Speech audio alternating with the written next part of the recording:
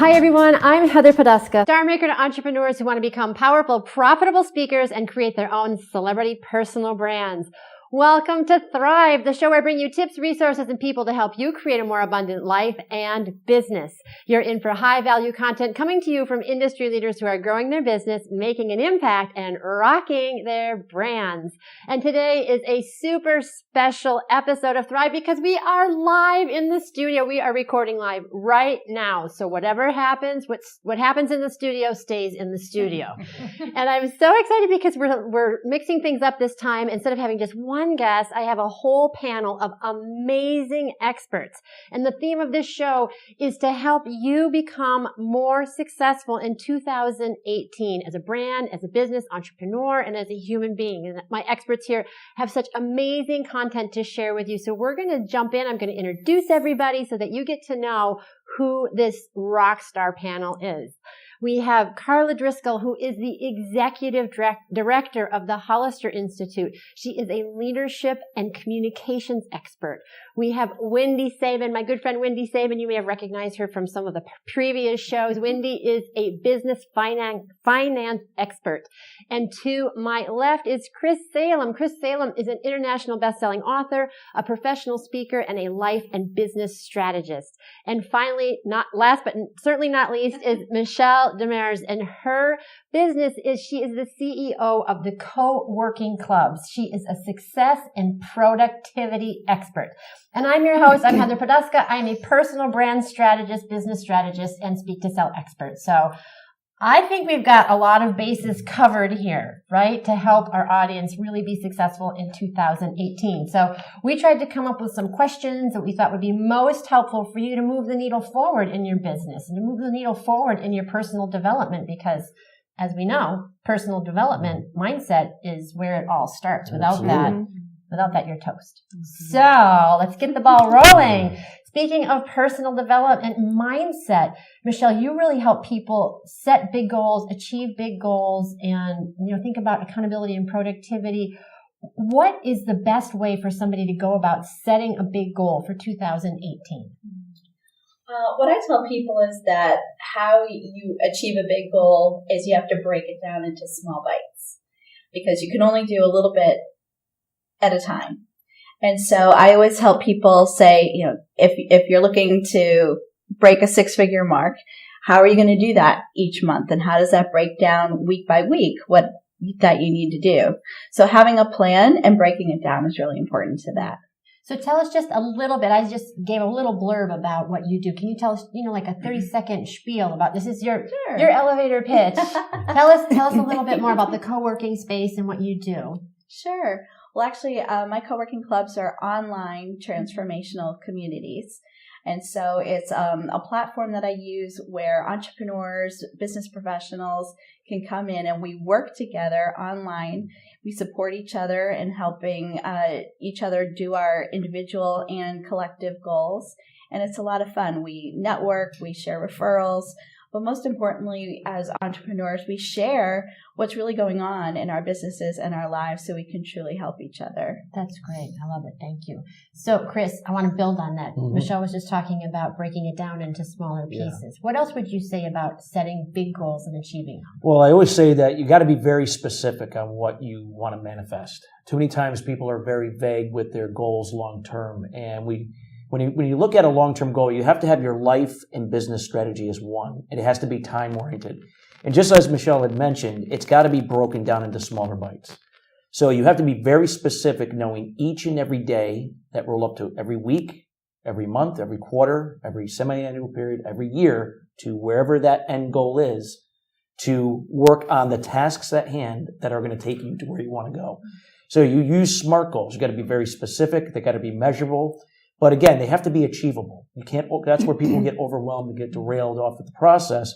Because again, they're focused on the outcome itself, not the process itself. That's where the key to success is in with obtaining your goals in the process. So when you say it has to be achievable, would that be, a mistake maybe would be if you're making $20K a year that you're setting the goal for a 7-figure business by the end of the year? Do you think that would be like not the best kind of goal to set? Or are you like, no, shoot for the moon? Well, I mean, it's okay to be, when we say shoot for the moon, it's got to be also realistic within your strengths and the skills that you possess. So you want to find something, but you don't want to shortchange yourself. So if we're looking at, if you're at $20,000 a year and you want to be taking your business to, $500,000 a year, then that's income, depending upon what that equates to of how much revenue you have to bring into your business. You can scale to that. But there are going to be certain things that you're going to have to do, change certain types of habits and behaviors and disciplines that are going to be necessary to get there. And you're going to have to be able to align yourself with the right resources and also use systems and leverage effectively in order to obtain that. So that's where having a clear, concise, specific game plan is so important.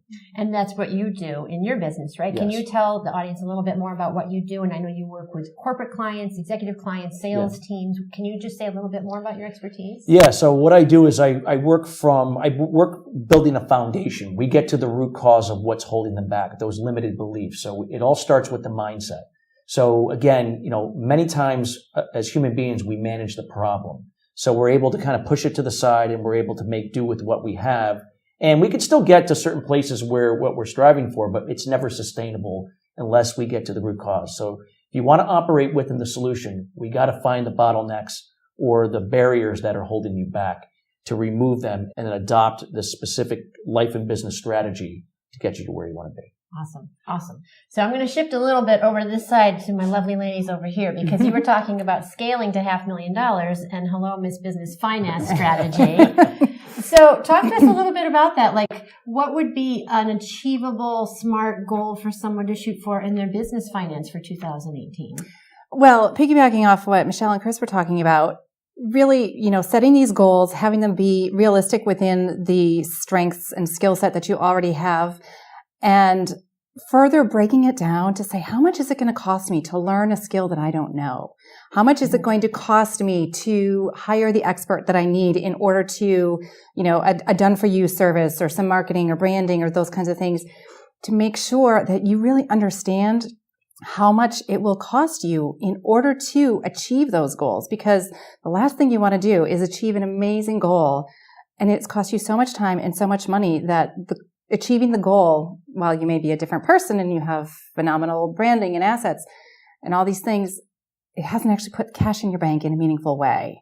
So really just being very cognizant of the goal actually supporting whatever financial goals that you have as well, so that you meet the goal, you finish the year, and you feel good about what you did. That's great. So just give us a little 30-second thing about how you help people. And I know you work with companies and entrepreneurs that really have 6 and 7 figures and are at a level where they can actually optimize what you do for them. Exactly. I have found that working with entrepreneurs at the 7-figure level is really fun for me. I also love finding out the bottlenecks around, the profit and loss statement. It tells you where you are on the map, and then you have to figure out how did you get there. And these are some of the things that I love to do. I put my expertise kind of packaged into the Art of Wealthy Leadership program, which I do, and I take my clients through helping them figure out exactly where obviously there's money leaks, right? But there's also productivity leaks. There is also, obviously, I've worked with Karla on the leadership side. There are all kinds of different areas where businesses can be losing money, not just for financial reasons, but for all kinds of other reasons too. So I help my clients try to figure out the balance of, that's where the art of the wealth and the leadership come together. So it really is your business aligning up with your life. Love it. I love it. Awesome. In a way that makes money. Yeah, absolutely. So Karla, Wendy just talked about that leadership part, and I know that you help people to get to a 7-figure, 8-figure business. You have to be able to really lead yourself. Absolutely. So what would you talk about in terms of setting achievable goals and really leading yourself to make those come to fruition? Well, first of all, I coach everyone that you have to work twice as much on yourself as you do on your business, because you have to be able to leverage yourself into activity. So we don't talk about what you need to do to be a leader as much as we talk about who do you need to be first. It's leadership from the inside out. So many times people come to me and say, can you just give me the 3 quick steps to success? And most of the time they have bookshelves filled with the 3 quick steps to success. And that hasn't worked. So then they went to the 4 quick steps to be a better leader. When really, if they would just take the time to self-reflect and look at who do I need to be first? How can I influence myself to be the leader that's going to allow me to influence others? So it's critical that people who want to grow their income, grow their leadership by first growing their self-awareness about their own gaps and working on themselves first. So you're the executive director of the Hollister Institute, and that's based right here in Boston. So can you say a little bit about what that is and what you do? Absolutely. The Hollister Institute is a division of Hollister Staffing, which has been around for over 30 years. And the link is that by placing people in jobs for 30 years, we were able to recognize the gaps that people had, especially in terms of their ability to communicate, their emotional intelligence, because emotional intelligence is twice as important as IQ or technical skills for job success. So the Hollister Institute was born out of a desire to not only help people find a job in the staffing industry, but succeed at their job by building their leadership, their self-awareness, and their emotional intelligence. Yeah, I love that. I love that. And that brings me back to what we were talking about the 3 steps to success and the 4 steps to success. And Michelle and I had a conversation about this a couple of weeks back, that people buy programs to be successful, their online program. I have 3 online programs, and I don't know if everybody's doing all the steps, because you have to be accountable and disciplined and lead yourself and make sure your money is in order. And what you do is help people keep that accountability. Yes. So talk to us a little bit now for all you entrepreneurs out there who have bought online products. Raise your hand if you've ever bought an online product that you didn't use all the way through. I'm going to two hands. And my feet. Yeah, absolutely. So, but you have sort of a secret sauce about helping people to do that, to actually use the products that they buy. Yes. So talk about that.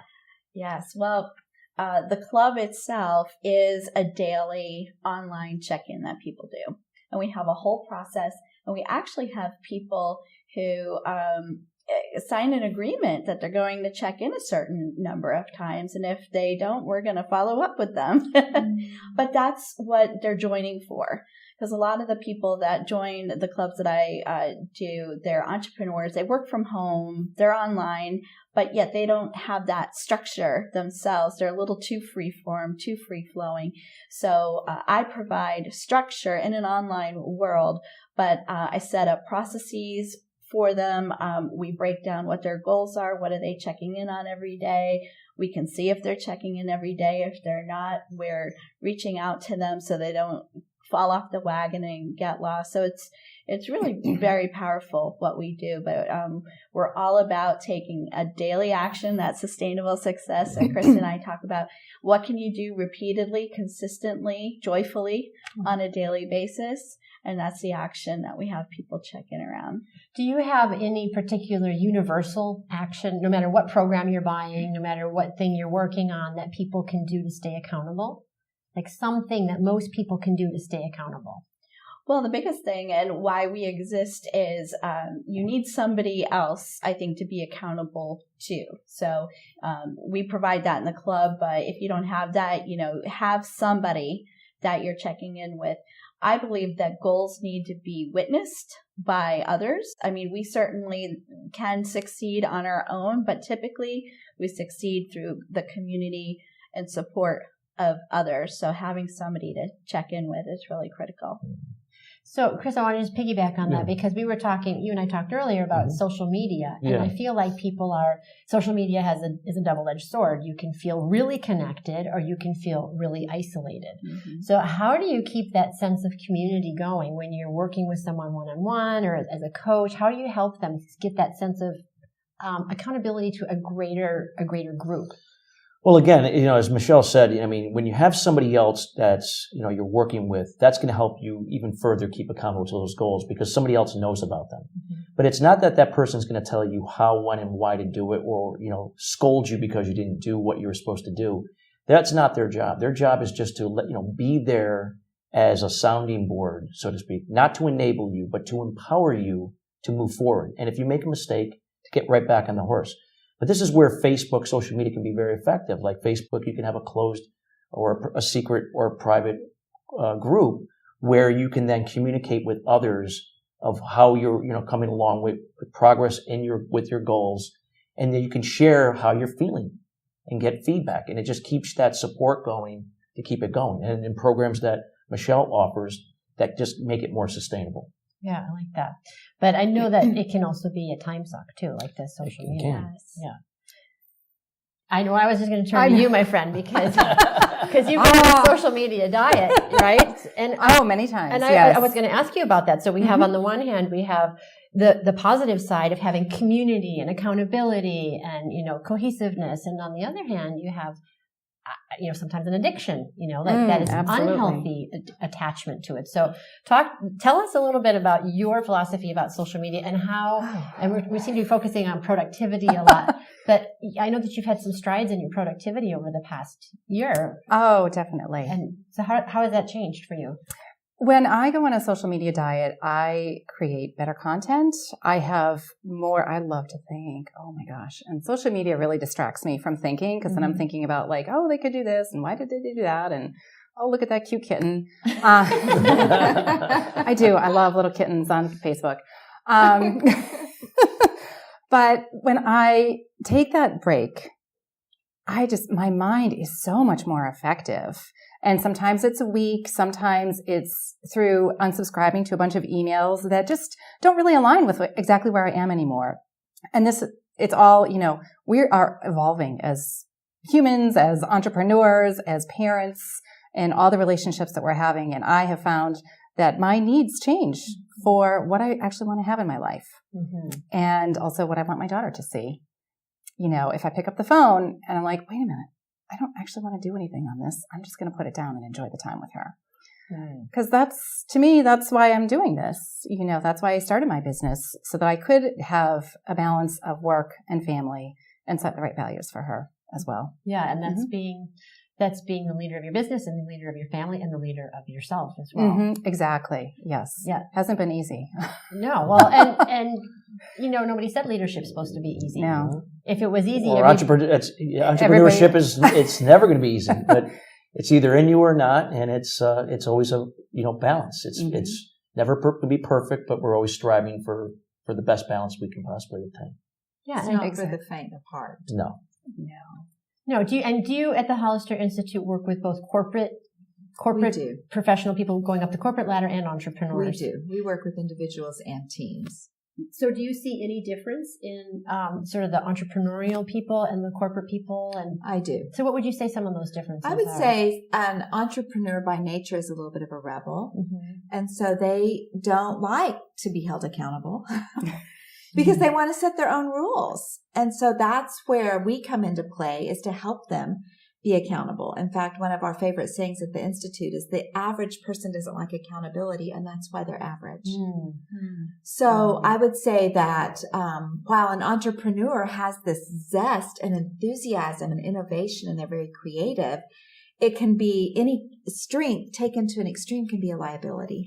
We work with that, where corporations often have protocol in place to keep people in their lane. And some people that's wonderful for. Mm-hmm. But once again, any strength taken to an extreme. So when we work with the corporate team, we work with them on expanding their vision and thinking outside of the lines and being more creative so that they can better meet the needs of their employees and create a culture where their employees are really lit up about their job and passionate.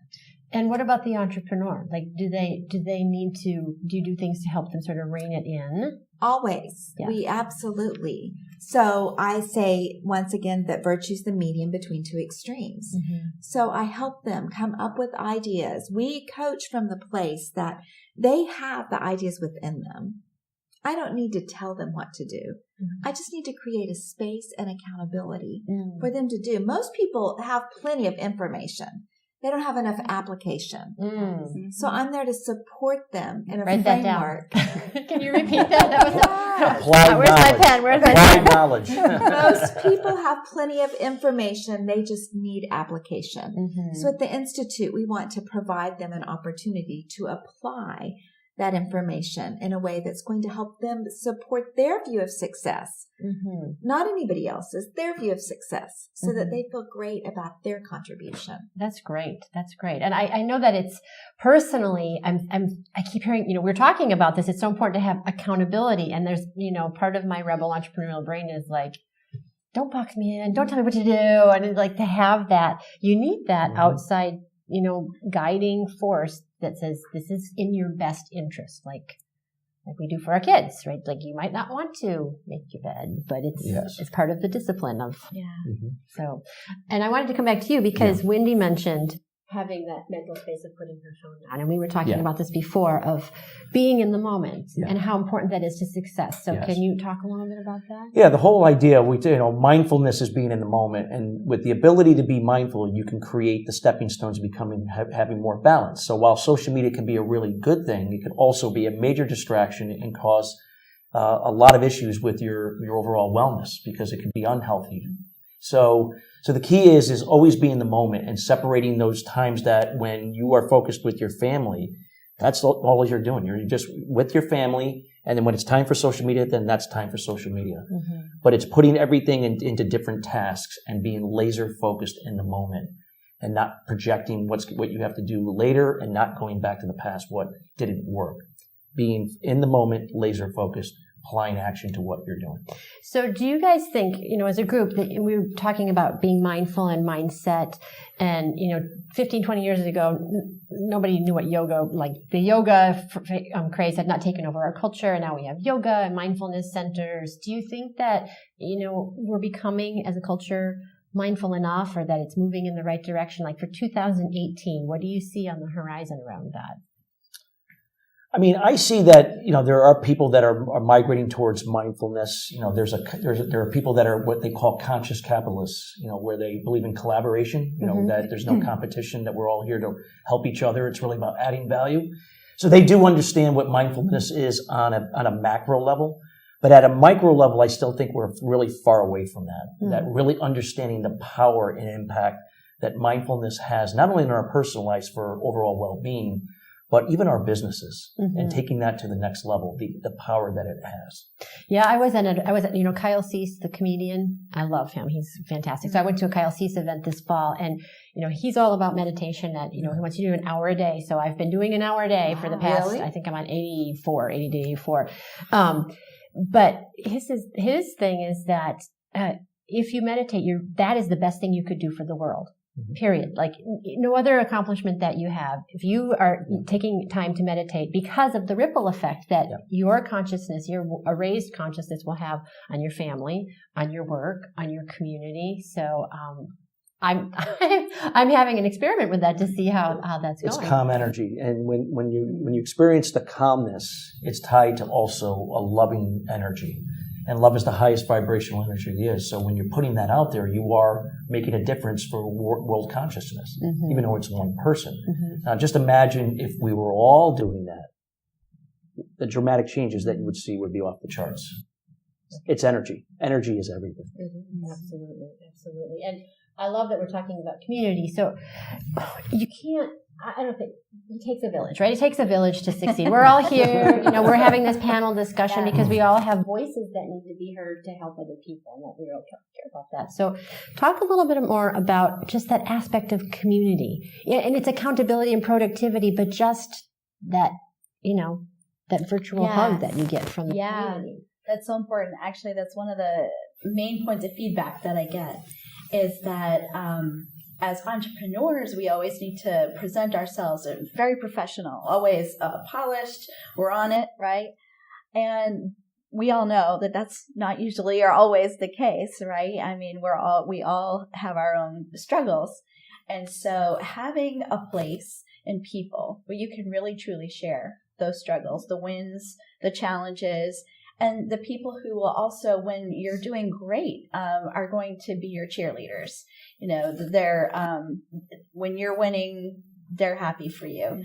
And so having people like that, those kindred spirits that are with you on the ups and downs, the entrepreneurial roller coaster, so important. So wherever you are, I think as a business person, you need to find your tribe, your people, whether that is a local networking group or an online group or a Facebook group. That's critical, is to have people around you that support you. Yeah, and I know that you do that at the Hollister Institute as well, right? That whole idea of masterminding. It's a little bit different. You do the co-working clubs, and I don't know how that. Maybe you could talk about that, the difference between that and a mastermind, because I know that they're very similar. Maybe they are the same thing. There's elements of that to what we do. There's a lot of different things to the recipe, but I think the traditional sense of mastermind, it would be a little bit different. So I'd be interested to hear how you do your masterminds or describe that. Yeah. Well, so masterminding, I think the term originated with Napoleon Hill, who Yes. wrote Think and Grow Rich. Right. And it was the idea that collective intelligence, you can come up with better ideas. So when you mastermind, you come together with a group of people from a diverse background and different walks of life, but they all bring a different viewpoint, so that you leave that encounter with an enhanced perspective and vision that can support you in creating greater results in your life. So the masterminds we do are not free-for-alls. They're guided, and we often have a book where we come together and we read a book. We have assignments, so we also provide some accountability. But then through that discussion, people leave with more motivation, with more insight, so that they are more excited to go back to their life to contribute. Because at the end of the day, it really is about contribution. It really is. I mean, no one's going to leave this life with a U-Haul. We've all heard that. But it's true. It's all about the difference we make in the lives of others. A mastermind allows us to do that. Yeah, that's awesome. And I personally also feel like the biggest contribution you can make is being of service, but also of just coming to your own potential and sharing your own creativity. Sometimes it's not an altruistic thing. Like, I'm doing this, that I think sometimes we think we have to serve, we have to help someone else, give a helping hand, which we should. It's that we should do that. But sometimes being incredibly selfish is the most selfless thing that you can do. Yeah, I mean, because again, there's a difference between, I like to bring up these words, there's enabling and there's empowering. Yeah. And many of us sometimes are enabling people thinking we're doing something good, but we're actually doing it. It's counterproductive. There's a difference between being pleasing someone and being kind to someone, where kindness is far better than pleasing someone. Because pleasing and enabling go together. Kindness and empowering go together. Yeah. There's a difference, and that's where, you can go one way or the other, depending upon how you look at it. Yeah, I love that. That's great. Now, you were talking about so that they can go on and contribute and create the kind of success that they want. And I know that your philosophy around money management, wealth, wealthy leadership is a little bit different from, I think, the traditional, CPA, square box, thinking about a little bit. Yeah. And I know that it's really important for you to help people create what they really want and to have their business serve their bigger vision for their life versus the other way around. Can you talk a little bit about that and how people get stuck in their business models and we talked about that with the goal setting, so that the goal becomes the thing as opposed to you becoming the thing. Right. Anytime I work with anybody on I have two ways to work with people. Solving profit problems, which could be, spreadsheet kind of things. And, use that to kind of drill back to where's the real bottleneck happening here? And then the other way is really grounded growth and really designing the business with the systems and the structure and just the simplicity generally. It's not like, I really want a complicated business. It's like, I'd really like to have more simplicity into my business. And okay, is this spending decision, is this going to support your goal for simplicity? Is this going to support the way in which you want to interact with your family at the end of the week? Is this going to give you time to do the things that you want to do in your business? Are you leading the business, or are you doing the client service and picking up the phone and taking out the trash and all these things? We all have to do that here and there, but are you doing these things all the time, or are you really setting up the business to be profitable, to let you be that leader? Are you doing it in a way that you can grow your team so that they can become the leaders? And that is one of the, I love helping people set up the business models to really like get rid of all the stuff that you just don't need in your business anymore so that you can become the person that you want to become, which includes becoming the parent that you want to be and the spouse that or significant other that you want to be and the human being, and being able to do all these things. Your business is making money, but you're able to contribute in different ways. And the way that you treat money leaves a lasting impact for the people that are in your life. Mm-hmm. And your kids see how you treat money. And they're going to treat money like that when they grow up, mm-hmm. because they're treating it in a different and a better way. Right. And that's one of the things that I really love helping people figure out. So, and I know that you specialize, you used to do tax returns for billionaires, right?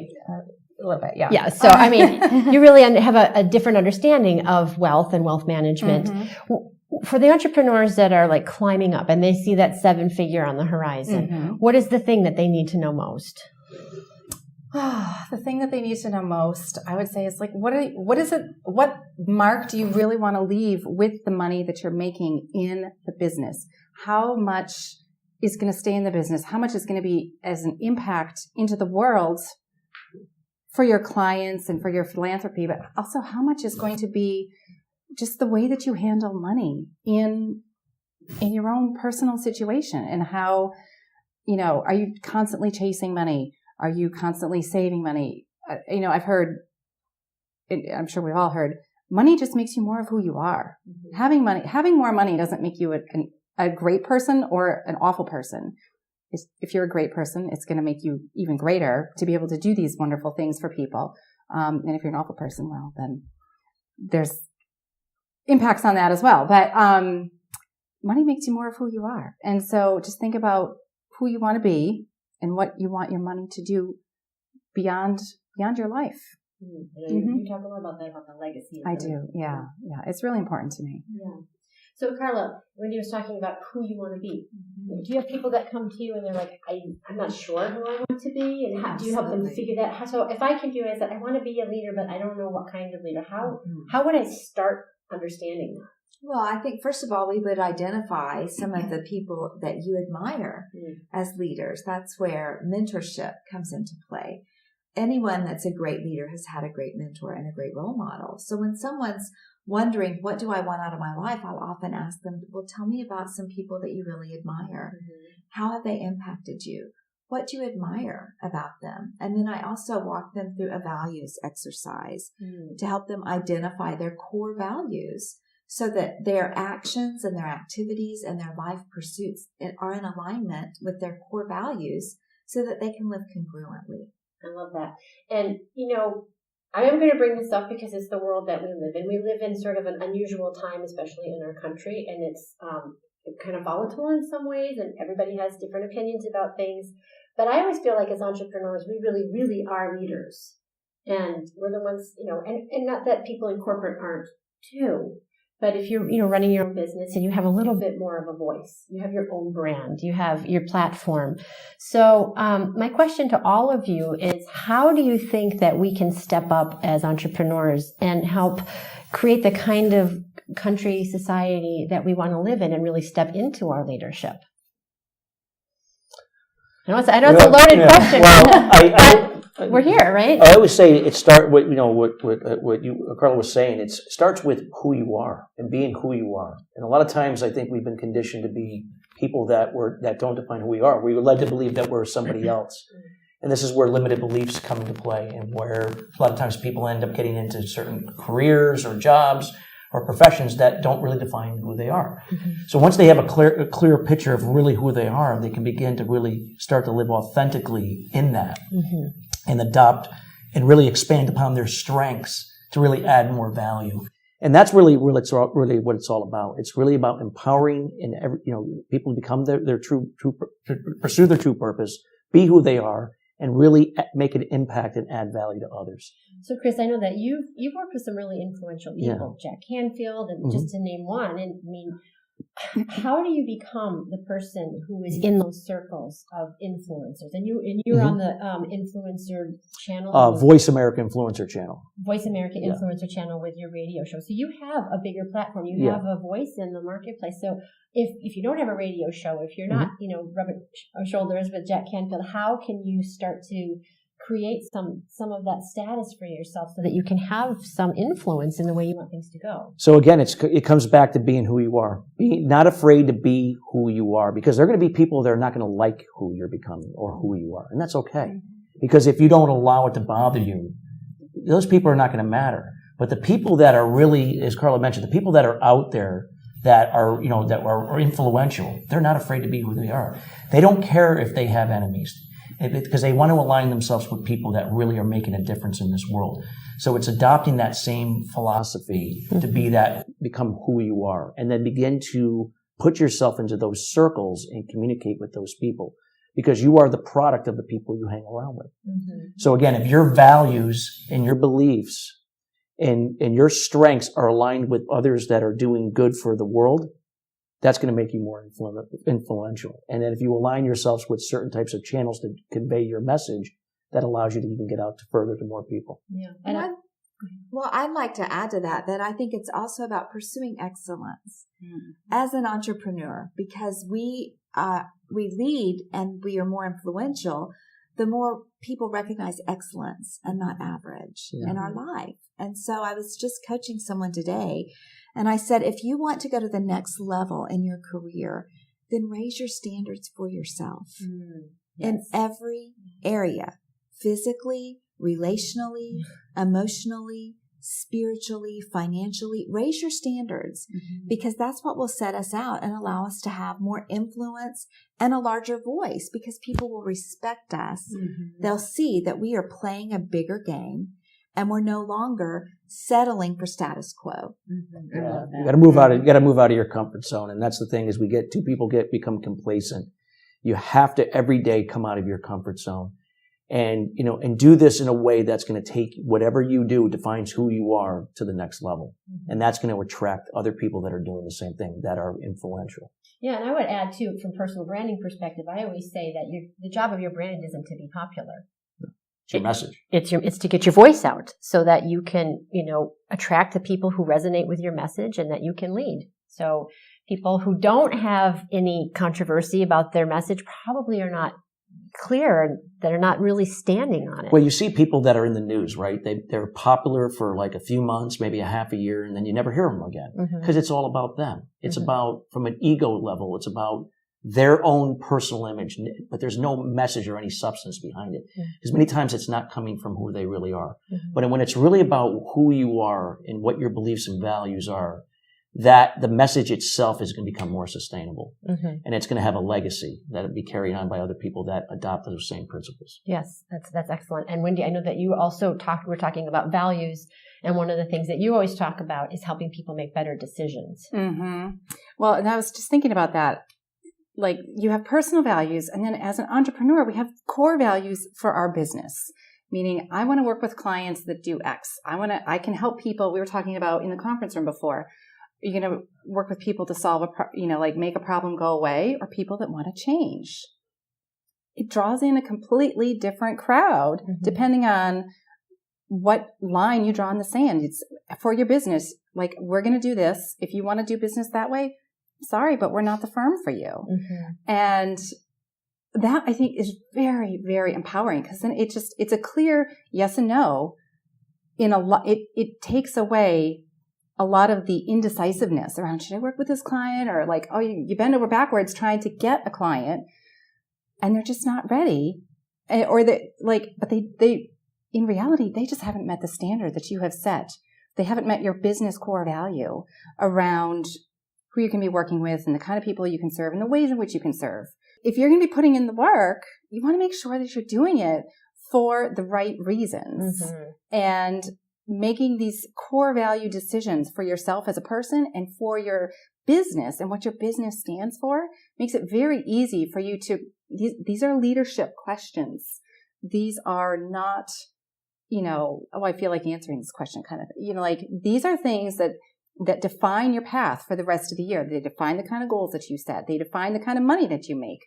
Setting a goal to have a financially sustainable business is different than setting a goal to reach X number of followers. Right. Different financial results, different being who you become in order to achieve those goals. And so I like those upfront decisions because it makes my life so much easier. Because okay, then why did you spend the money on this? If you didn't want to do it, like you said you wanted to do X, but you spent the money on Y.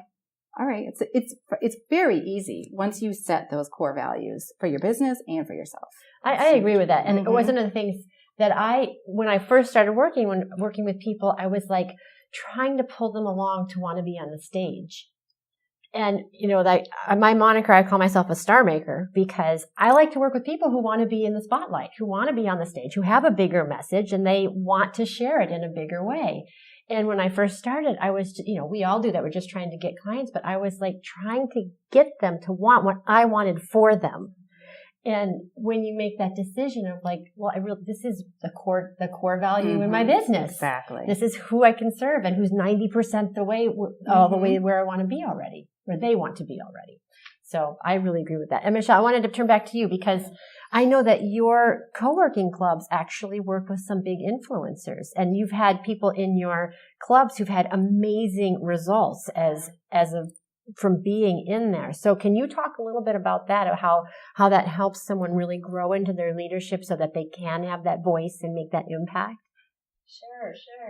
Yeah, well, just backing up a hair, if I could. Of course. Because people are talking about values. Just from an overall brand sense, I think what people are really yearning for these days is just people and brands being real, walking the talk and embodying what it is that their message is. And that's so important. And I think as entrepreneurs, we have that opportunity that you sometimes don't have if you're working at a company where maybe your personal values don't align with your company's values, but you can create your own business to be an exact reflection of who you are and how you want to do it. And so in the club, I think you've used the word empowerment several times. So we really are helping people to fully express themselves. And actually, somebody I was talking to, I said, well, what is your goal for 2018? And she said, I have some fear in my business and I want to get to the other side of that. And so working with people to break down those walls, break down that fear so that they can be all of themselves out there is a big part of how we help people do that. That's great. That's great. So kind of as we're sort of finishing up, I want to ask each of you to think about this. Like, what is one thing that is on the landscape moving forward that people really need to think about for the new year to be successful in 2018? If you could just give one piece of advice and say, this really you need to pay attention to in the new year. I don't know who wants to start if you have something. I'm happy to start. Yeah, go ahead. Piggybacking on what Chris said about mindfulness, I was at a conference recently and they shared a statistic that Americans touch their cell phones 2,300 times a day on average. 2,300 times a day. Wow. And so I see on the horizon technology creating more and more of a rift in true connection, not only with others, but with ourselves as well. Mm-hmm. So my challenge to people in the new year would be to take time to turn off your electronics and self-reflect. It's a lost art. It's a lost art. And to grow ourselves, to grow our leadership, to grow our business, we need to be self-aware, which is going to require taking a retreat from technology and having some rituals in place for self-reflection. So what's Great point. Yeah. What's one of your favorite rituals? I like to journal just 10 minutes a day. I think to what you said earlier, what you can do consistently and continually for success. But if I can just get up and take time to just write down how I'm feeling without editing it, not writing like someone's going to read it, just getting it out, then I can approach my day with more clarity. Great. I love it. I love it. Anything else? Well, I mean, Karla just hit it on the head. I mean, the journaling is so important. Meditation and journaling are something that we should all be doing. And guys, don't think journaling is a diary, okay? You can journal too, and there's power that comes from here through the arm, or if you're left-handed, through your hand on paper. Write it down. Doesn't matter what you're writing. Don't analyze it. Don't overthink it. Just, be real. And when you learn how to be mindful, that's where the magic happens. Being in the moment, that's where things happen. And I just want to say thank you to our guy. Mm-hmm. Yeah. Thank you. Wendy? Oh, gosh. I definitely agree with everything on the mindfulness components. Really, for 2018, if you think about how money plays out in your life, are you going to commit to being an entrepreneur, a leader of a financially successful business? And what does that look like? It's very different than being amazing at marketing. It's very different from being amazing at all these other tools and tactics and things that we need to do in our business. But stepping into the leadership of being the leader of a financially successful business and all that entails is, certainly going to impact your pocketbook and your checkbook. But you become a different person when you make that commitment. And so I would urge people to consider, setting the goals around not just reaching a certain income level, but running a financially sustainable and successful business. Can you give one financial tip for people to do that? They might be hearing you and saying, that sounds great, but I don't know what that looks like. Okay. So if you look at your profit and loss and you look at a number on there and you're like, You're like, what? Sorry. Don't do a meme of that, please. And really look at that number and what's going in there, because some of it, okay, sure, you're making emotional spending decisions probably, but there's also leadership things. You could be spending money on people in your team that you don't even like, that aren't doing their job. Those are decisions. Those are things you need to figure out and nip it in the bud, on the outside. And you also need to fix it on the inside using a lot of the tools and strategies that we talked today so that you can be that leader. Mm-hmm. It's a big difference. I love it. Mm-hmm. Thank you. Michelle? I would say the power word for 2018 is focus for me. Laser focus. And where focus intersects that sweet spot of focus and doing what you love. Because the people that I work with, they're just doing too many things. They're offering too many products and services, doing too many different kinds of marketing for too many different kinds of clients. And the challenge I want to put out to people is look at your business and remove 50% of that. And choose just the clients that you want to work with, like Wendy was talking about. Choose just the types of marketing that you want to do. If not the stage, maybe blogging is your thing. Mm-hmm. Not everyone has to have a blog, but whatever you do it well and take it far and deep as opposed to shallow and wide. Mm-hmm. So if you can choose a lane to be in, super laser focus and focus all of your energy in there, you're going to be much further ahead by the end of the year. I love that. And that's a branding principle too. Yeah. Of really choosing your lane. With niching. Yeah. Mm-hmm. Yeah. Mm-hmm. And I would add that getting clear on your message, but in 2018, as much as we need to have our meditation and our journals and step away from technology is not going away. It's a tool. And it's like money. It's a tool. It's like fame. Mm-hmm. It's a tool. And getting visible with your message there's going to be more noise. There are going to be more people on video. There are going to be more people just in the market. So I would say get clear on your message first and then get visible, because you don't help anybody. I always say you don't get paid to sing in the shower unless you're really comfortable singing naked in front of a lot of people. Which I don't have a problem with that, but that's a different show. Unless you have a really big shower. There you go. Then they can come join.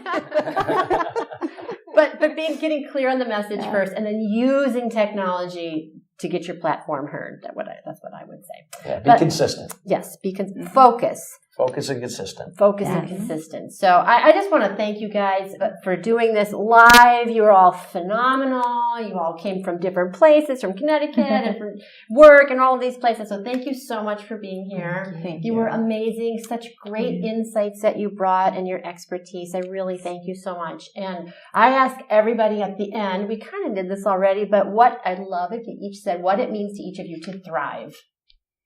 So, I mean, to thrive, again, for me, it's always being who I am, serving my purpose and impacting others. I mean, this is where you create a thriving environment.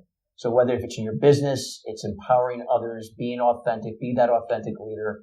If it's in your relationships, taking charge to be who you are, be the example so that your spouse can do the same and allowing them room to be themselves. And it's also more important with you and your personal wellness and taking care of you, because if you take care of your wellness first, it's going to take care of you and it's going to empower other people to do the same. Thank you. Yeah, I was going to say, I think thriving is when anything and everything you're doing is adding to you in your life as opposed to taking away from.